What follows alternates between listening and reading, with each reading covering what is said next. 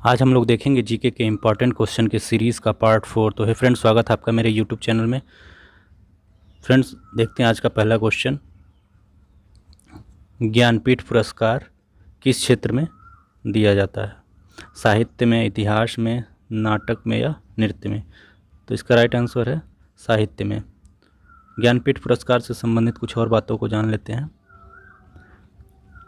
ज्ञानपीठ पुरस्कार भारतीय ज्ञानपीठ न्यास द्वारा भारतीय साहित्य के लिए दिया जाने वाला सर्वोच्च पुरस्कार है। भारत का कोई भी नागरिक जो 8वीं अनुसूची में बताई गई 22 भाषाओं में से किसी भी भाषा में लिखता है तो उसे यह पुरस्कार दिया जा सकता है। इस पुरस्कार में 11 लाख की धनराशि, प्रशस्ति पत्र और सरस्वती जी का कांस्य प्रतिमा दी जाती है। ज्ञानपीठ पुरस्कार की स्थापना 1961 में की गई थी। इसे पहली बार 1965 में दिया गया जी शंकर कुरूप को।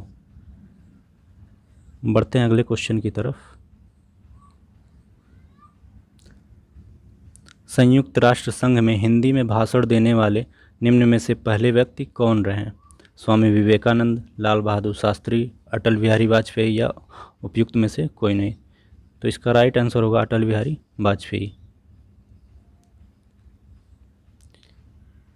दोस्तों, 1977 में जब मोरारजी देसाई की सरकार थी, जब वो प्रधानमंत्री थे, तो अटल बिहारी वाजपेयी उस टाइम विदेश मंत्री थे। इसी दौरान वाजपेयी जी ने संयुक्त राष्ट्र संघ में हिंदी में भाषण दिया था। बढ़ते हैं अगले क्वेश्चन की तरफ। जापान की संसद को क्या कहा जाता है? रिक्सडेग, डाइट, कार्टेज या सेजिम? तो इसका राइट आंसर होगा डाइट। जापान की संसद को डाइट कहा जाता है। बढ़ते हैं अगले क्वेश्चन की तरफ।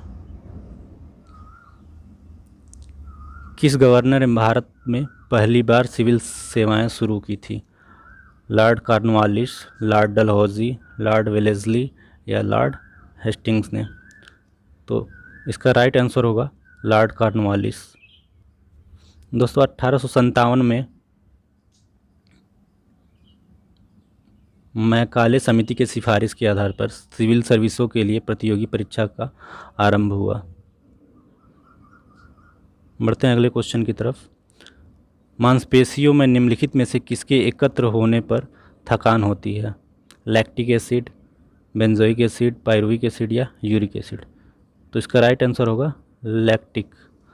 दोस्तों, लैक्टिक अम्ल अगर मांसपेशियों में जमा हो जाता है तो उससे थकान होता है हमें। बढ़ते हैं अगले क्वेश्चन की तरफ। भारतीय विज्ञान संस्थान कहाँ स्थित है? बेंगलोर, बम्बई, दिल्ली या लखनऊ? तो इसका राइट आंसर होगा बेंगलोर। भारतीय विज्ञान संस्थान बेंगलोर में स्थित है। बढ़ते हैं अगले क्वेश्चन की तरफ। प्रोटीन के पाचन में सहायक एंजाइम है यूरियस, सल्फेटेस, ट्रिप्सिन या प्रोटीएस? तो इसका राइट आंसर होगा ट्रिप्सिन। प्रोटीन के पाचन में ट्रिप्सिन एंजाइम सहायक है। बढ़ते हैं अगले क्वेश्चन की तरफ। पुराणों की कुल संख्या है? दोस्तों, प्रीवियस वीडियोस में मैं बताया था कि पुराणों की कुल संख्या है 18। पुराणों से रिलेटेड कुछ और जानकारियाँ। पुराणों की रचना जो है लोमहर्ष ऋषि और उनके पुत्र उग्रश्रवा ने की थी। इसकी कुल संख्या 18 है। इन पुराणों में कलयुग के राजाओं के बारे में विवरण दिया गया है। बढ़ते हैं अगले क्वेश्चन की तरफ। पानीपत का तीसरा युद्ध कब लड़ा गया? 14 जनवरी 1760, 5 जनवरी 1761, 14 जनवरी 1761 या 5 नवंबर 1556? तो इसका राइट आंसर होगा 14 जनवरी 1761। पानीपत के युद्ध के बारे में अक्सर एग्ज़ाम में पूछा जाता है। इसमें पानीपत में 3 लड़ाइयाँ हुई थी, तीनों के बारे में पूछा जाता है। तो हम तीनों लड़ाइयों के बारे में जानते हैं, कब हुआ था और किनके बीच हुआ था। तो जो पानीपत की पहली लड़ाई हुई थी वो 1526 ईस्वी में हुई थी, बाबर और इब्राहिम लोदी के बीच हुई थी, जिसमें बाबर विजयी रहा। पानीपत की दूसरी लड़ाई 1556 ईस्वी में हुई थी, अकबर एवं हेमू के बीच, जिसमें अकबर ने हेमू को हराया था।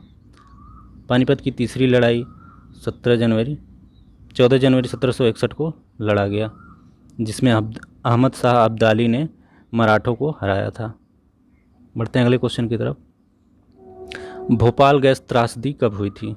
2 से 3 दिसंबर 1984, 2 से 3 नवंबर 1984, 2 से 3 दिसंबर 1985 या 2 से 3 नवंबर 1985। तो इसका राइट आंसर होगा 2 से 3 दिसंबर 1984।